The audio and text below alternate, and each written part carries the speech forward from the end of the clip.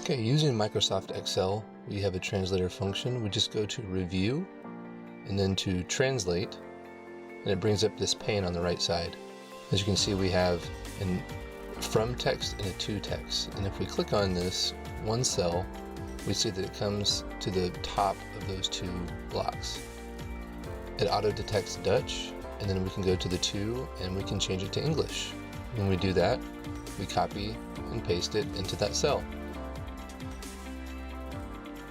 And that's the same process for all of these. So if we do this one, it auto-detects on the top as Serbian and translates it to English because that's what we set it at. You can set any language down below. Copy and paste. And there we have it. Let's do a third one. Click on the cell and we see it's Spanish.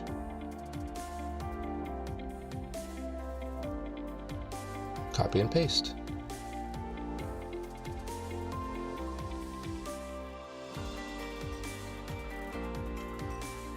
And Microsoft Translator is easy as that.